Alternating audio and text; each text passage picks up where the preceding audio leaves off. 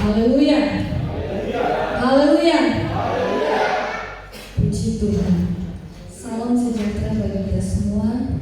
Selamat pagi. Dan tak lupa saya pribadi mengucapkan terima kasih pada Bapak Ibu Gembala GBD Al-Asa yang sudah mengundang kami beribadah dan mempercayakan kami untuk pelayanan pada kesempatan ini. Kami percaya ini semua adalah kepercayaan Tuhan buat Gembala di tempat ini. Puji Tuhan, haleluya. Bapak Ibu, saya waktu pas mau keluar, kami rombongan dari lorong, ada sedikit insiden dengan pengendara yang lain, dan memang sebenarnya dari kami yang salah karena terlalu cepat keluar dari lorong. Dan itu sebenarnya tadi juga sepanjang jalan bikin shock ya Bapak Ibu. Dan kemudian salah jalan. Jadi kami turun dari atas dan itulah melayani Tuhan. Haleluya. Puji Tuhan. Saya percaya pengalaman-pengalaman yang dialami oleh hamba Tuhan di tempat ini lebih daripada yang kami alami. Dan kami mau belajar dari kehidupan mereka juga yang tetap setia dalam pelayanan. Amin. Kaki saya masih agak kurang enak, tetapi saya percaya setiap tanggung jawab pelayanan adalah berkat yang Tuhan berikan. Amin. Puji Tuhan. Bapak Ibu sudah dikasih dalam Tuhan Yesus Kristus, kita sudah melewati perayaan kenaikan Tuhan Yesus ke surga. Nah, kenaikan Tuhan Yesus itu memiliki beberapa makna. Kita mengerti bahwa ketika Tuhan Yesus naik ke surga, bahwa misi pelayanannya, penebusannya, karya di dunia ini sudah selesai.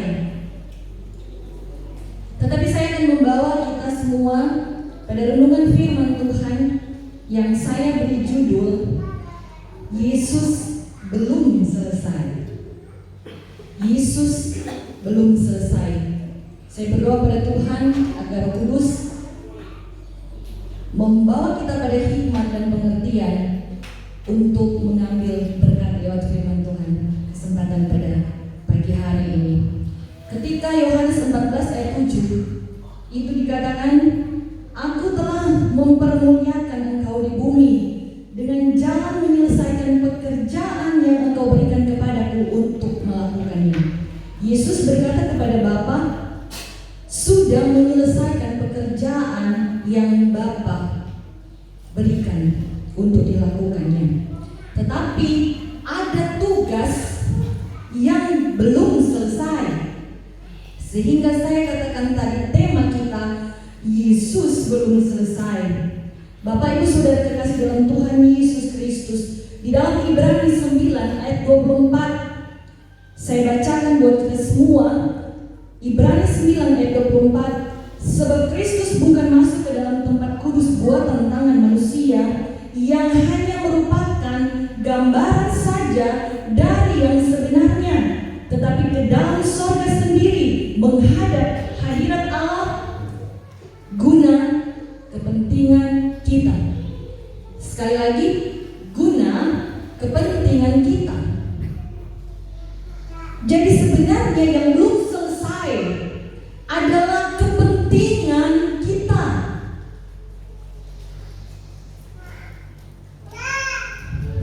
Dan Yesus masih bekerja untuk kepentingan saya dan saudara. Amin. Amin. Haleluya, puji Tuhan.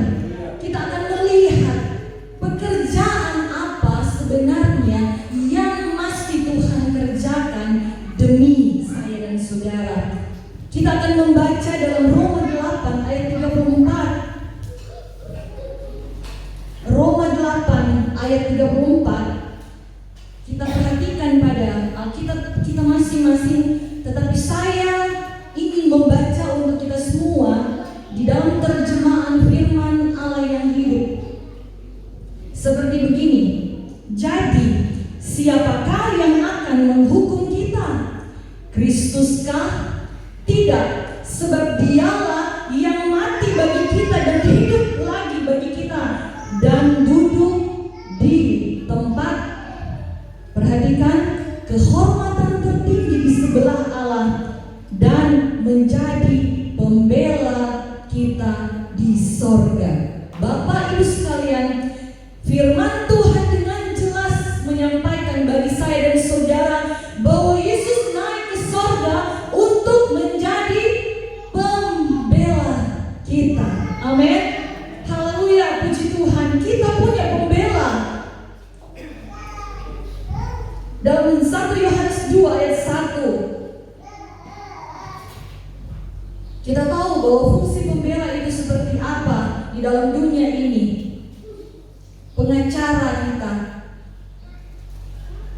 advokat kita, yang membela kita. Dalam 1 Yohanes 2 ayat 1, anak-anakku, hal-hal ini kutuliskan kepada kamu supaya kamu jangan berbuat dosa. Namun jika seorang berbuat dosa, kita mempunyai seorang pengantara pada Bapa, yaitu Yesus Kristus yang adil. Katakan amin. Haleluya, puji Tuhan.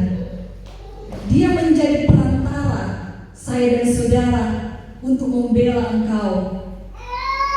Firman Tuhan katakan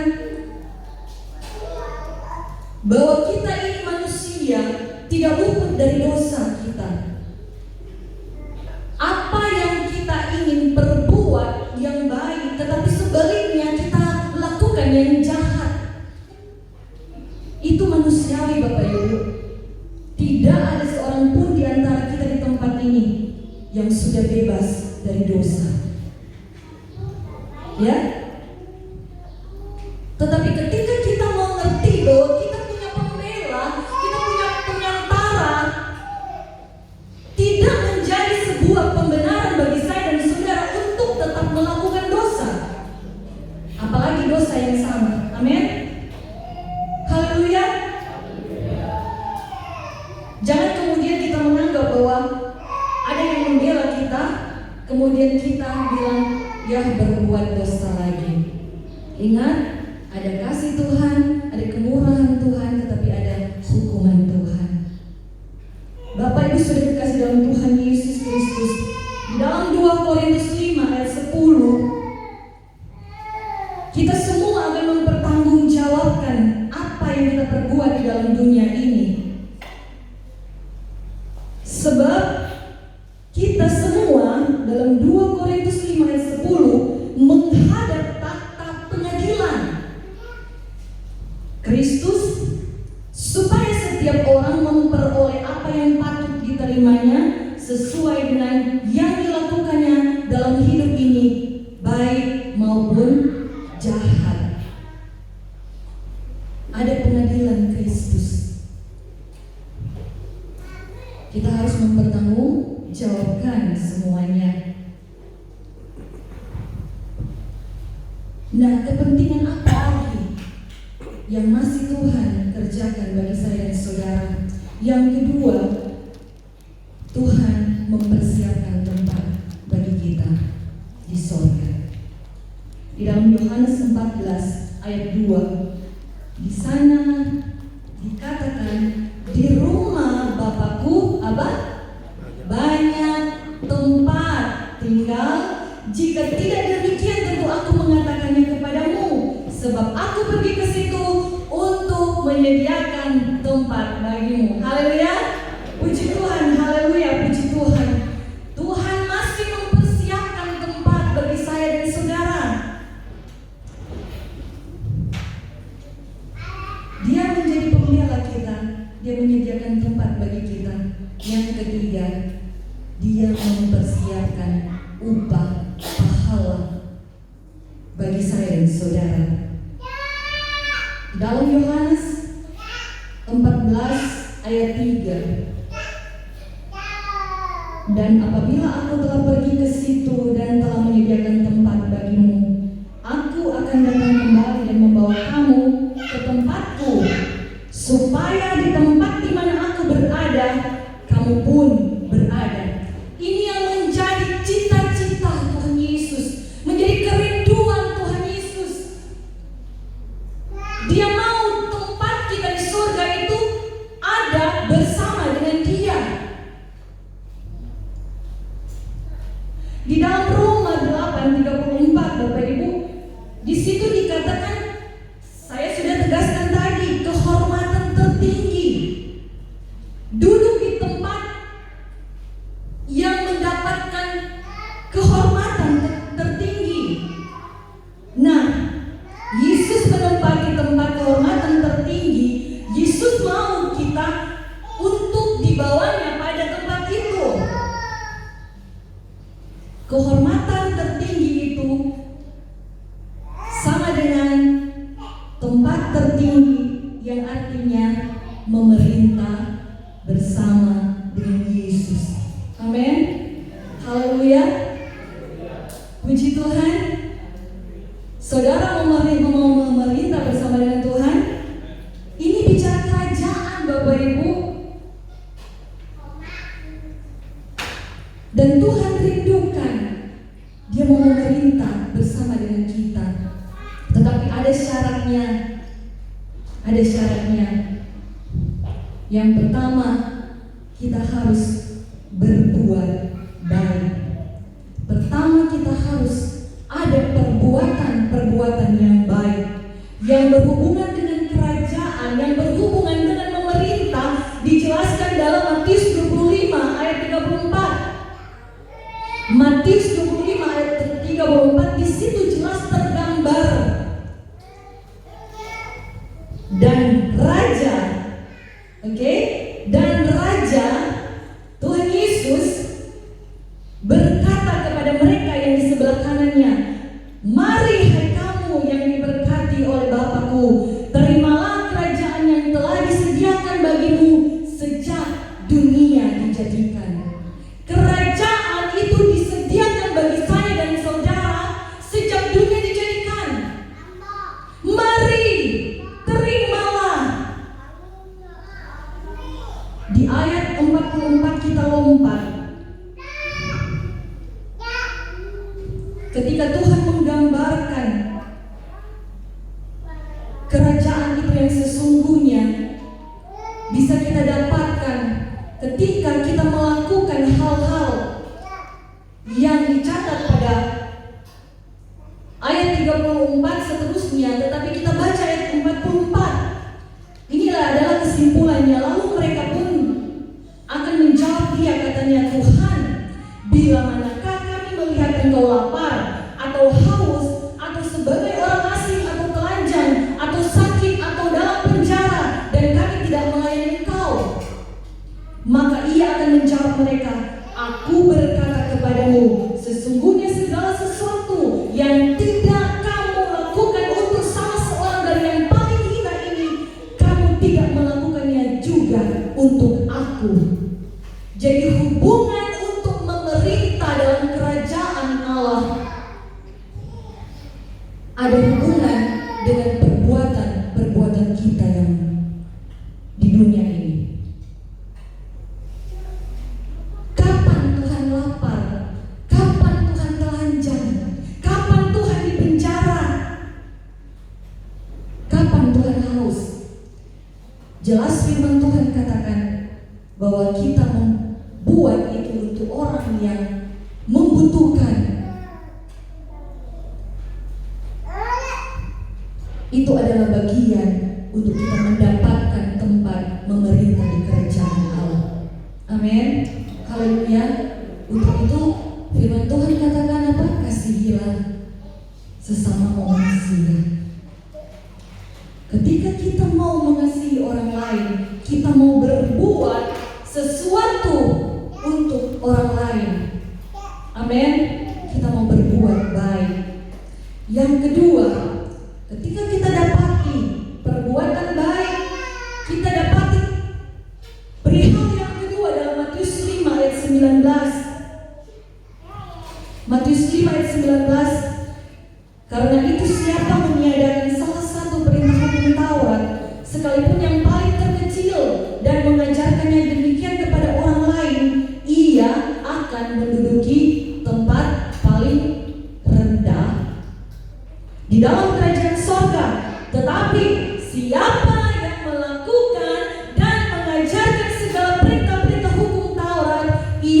menduduki tempat yang tinggi di dalam kerajaan sorga.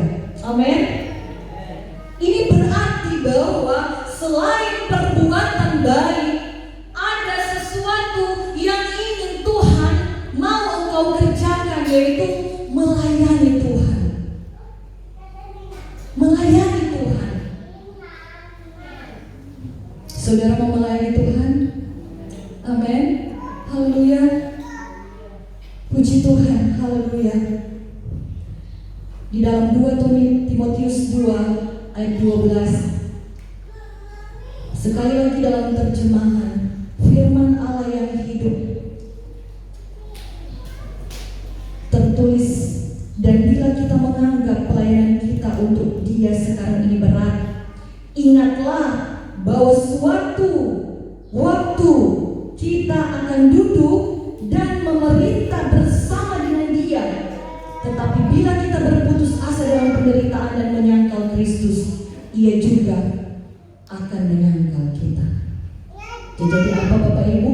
Kita akan duduk dan memerintah dengan Dia apabila kita di dalam dunia ini melayani Tuhan, melayani pekerjaan Tuhan, mau terlibat di dalam pekerjaan Tuhan. Selalu saya katakan, melayani Tuhan bukan hanya di atas mimbar ini saja, tetapi pelayanan yang sesungguhnya, yang real, ketika engkau keluar, kata suami saya tadi, dari gereja ini, engkau menjadi surat yang terbuka bagi orang lain. Amin. Jangan suci di gereja, kemudian beruji di luar gereja. Bapak Ibu sudah dikasih dalam Tuhan Yesus Kristus. Sekali lagi, pelayanan tidak terbatas kepada ketika engkau dipercayakan tugas-tugas di dalam gereja. Engkau punya tugas pelayanan di rumah tanggamu, tugas pelayanan di keluargamu, dalam kehidupan masyarakat, di pekerjaanmu, di dalam kehidupan engkau sebagai warga negara.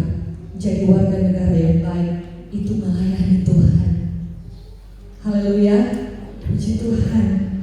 Haleluya. Karena kita tahu bahwa setiap apa yang kita kerjakan untuk pekerjaan Tuhan, seperti 1 Korintus 15 ayat 58, jangan goyah, berdiri teguh, giatlah selalu dalam pekerjaan Tuhan. Sebab apa Bapak Ibu? Jeripayamu tidak sia-sia. Amin. Ada upah bagi saya dan saudara. Ada upah bagi kita. Sehingga orientasi kita dalam hidup kita, sepanjang Tuhan masih mempercayakan nafas hidup bagi saya dan saudara, orientasi kita bukan untuk diri sendiri, untuk kelompok kita, tetapi orientasi kita adalah orientasi kerajaan Allah. Pikirkanlah, carilah, seperti kata Kolose 3 ayat 1, carilah perkara yang di atas. Perkara yang di atas itu artinya orientasi kita. Kita lakukan untuk kemuliaan nama Tuhan. Kalau di kantor, berlakulah engkau jujur, berlakulah engkau bertanggung jawab. Amin. Kalau di rumah, adillah kepada anak-anakmu, adillah kepada sanak saudaramu, adillah kepada istrimu, kepada suamimu.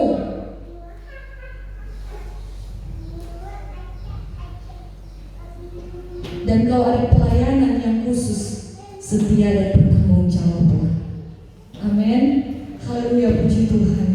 Karena Kolose 3 ayat 23, apapun setiap pekerjaan kita yang Tuhan boleh percayakan dalam kehidupan saya dan saudara, secara jasmani maupun pelayanan-pelayanan rohani, dikatakan dalam Kolose 3 ayat 23, apapun juga yang kamu perbuat,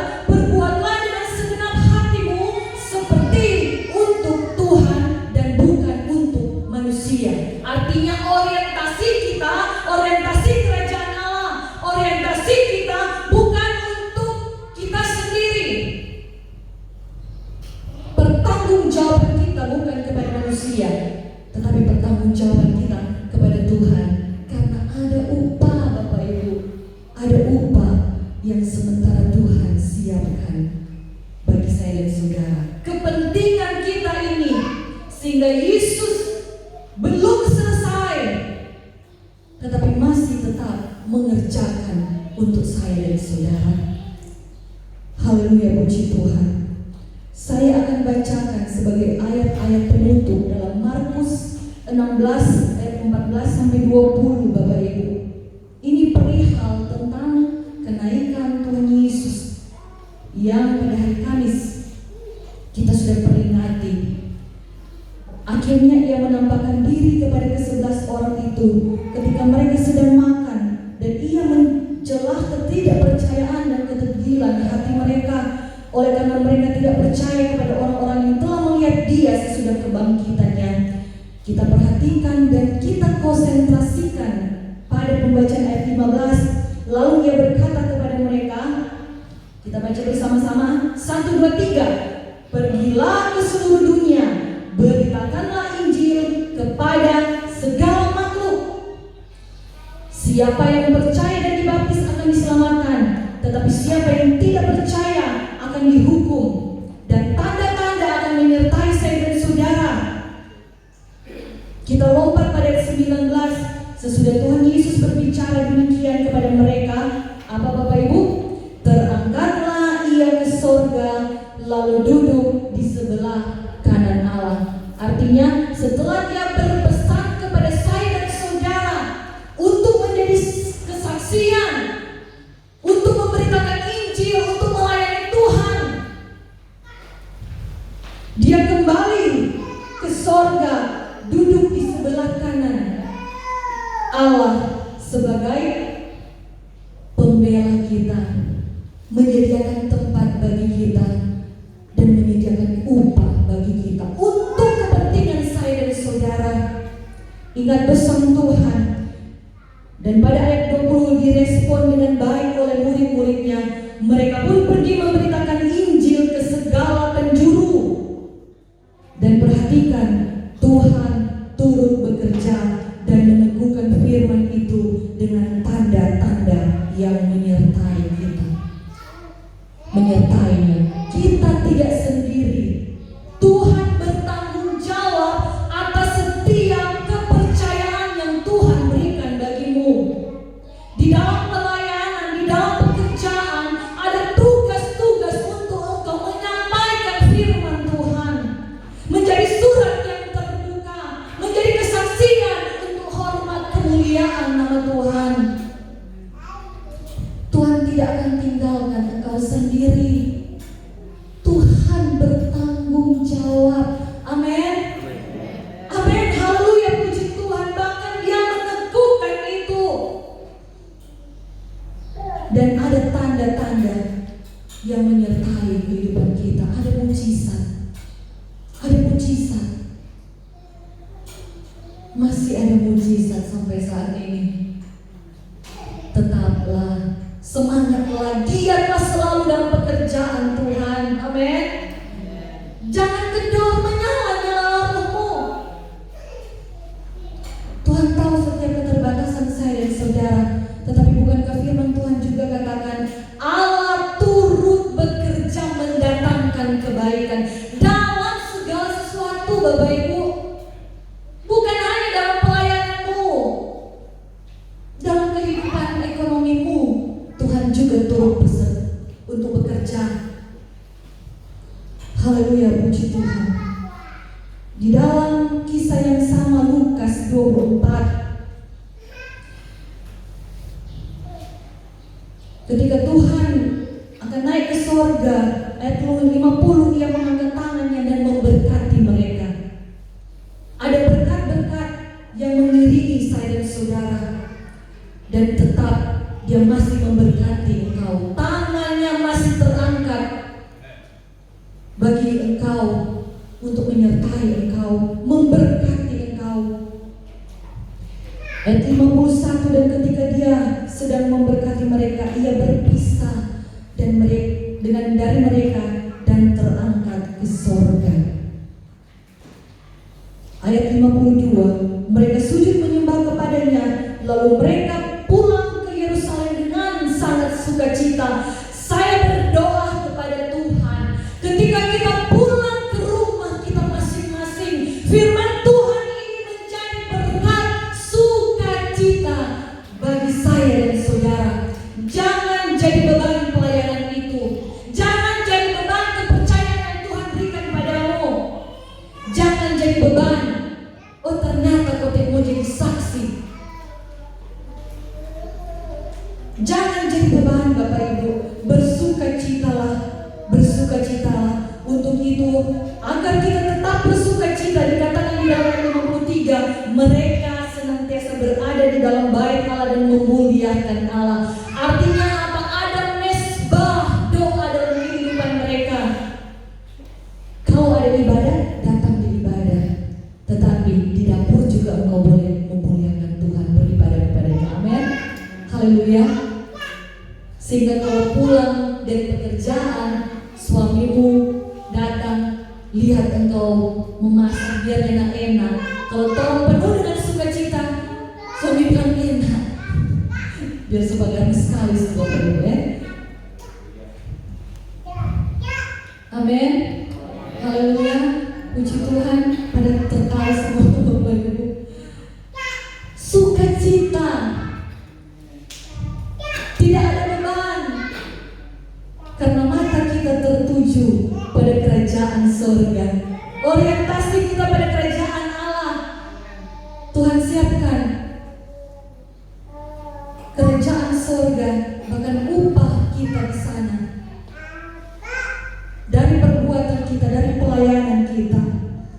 Bapak Ibu Saudara dikasih dalam Tuhan Yesus Kristus. Di dalam Yohanes 14, dalam kisah pun yang sama kenaikan Tuhan Yesus Kristus, di sana dikatakan, jika kamu meminta sesuatu kepadaku dalam namaku, aku akan melakukannya. Sebab pada ayat 12, Tuhan pergi kepada Bapa dan Tuhan mau melakukan apa yang kita minta. Apa yang kita minta, Tuhan akan melakukan bagi saya dan saudara.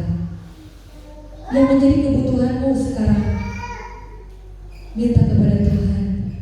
Firman Tuhan adalah jaminan. Tuhan pergi kepada Bapa. Ayat 13, dan apa juga yang kamu minta dalam namaku, aku akan melakukannya. Supaya apa? Bapa dipermuliakan dalam anak. Amin. Haleluya. Puji Tuhan. 2 kali Bapak Ibu minta kepadaku, aku akan melakukannya, ditegaskan pada ayat 14. Bapak Ibu sudah dikasih dalam Tuhan Yesus Kristus.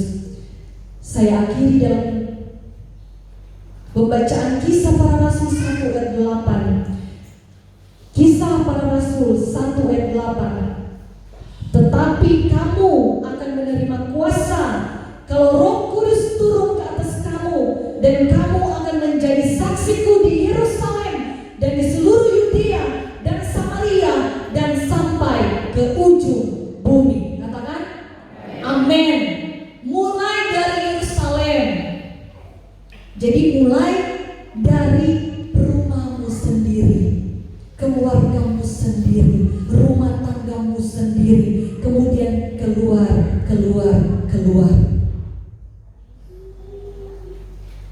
sampai ke ujung bumi.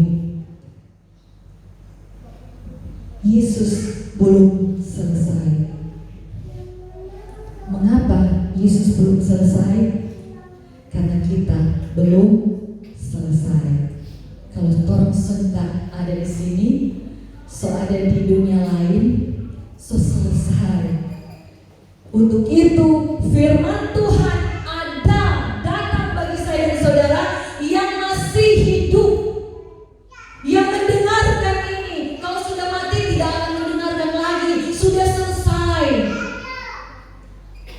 Yang masih hidup, engkau belum selesai, dan Tuhan belum selesai mengerjakan apa untuk kepentinganmu di surga. Amin. Haleluya. Puji Tuhan. Tetap lakukan perbuatan baik, tetap layani Tuhan dan pekerjaannya, besar upah di surga. sedang siapkan. Ingat, upah kita berbeda, ada tingkatan, ada klarifikasi, besar kecil, tinggi rendah kalau kita baca firman Tuhan. Memerintah atau tidak, Tuhan Yesus mau kita memerintah bersama-sama Dia di kerajaan Allah. Kita belum selesai. Kita harus tahu juga Tuhan belum selesai. Tuhan menyertai kita. Tuhan menyertai kita, memberkati kita. Dan tanda-tanda menyertai kita. Dan satu hal lagi, Roh Kudus menolong kita dalam setiap ketidakmampuan kita. Bahkan kalau kita tidak bisa berdoa, bukankah ada ayat firman Tuhan katakan, Roh itu yang berdoa kepada Bapa untuk saya dan saudara. Luar biasa, puji Tuhan, haleluya. Mengapa Yesus belum selesai? Mengapa Yesus belum selesai? Karena Dia tahu saya dan saudara tidak luput dari dosa. Untuk itu Dia membela kita. Mengapa Yesus belum selesai? Karena Dia mau berikan surga, menyediakan tempat bagi kita. Tetapi yang Dia punya kerinduan yang besar bukan hanya tempat biasa. Dia mau saya dan saudara duduk bersama-sama dengan Dia, menerima upah dari setiap perbuatan dan pelayanan kita. Haleluya, puji Tuhan, haleluya. Haleluya. Puji Tuhan, haleluya. Puji Tuhan, terima kasih Tuhan Yesus. Engkau tidak membiarkan kami sendiri menjadi yatim piatu. Engkau Bapa yang setia. Terpujilah nama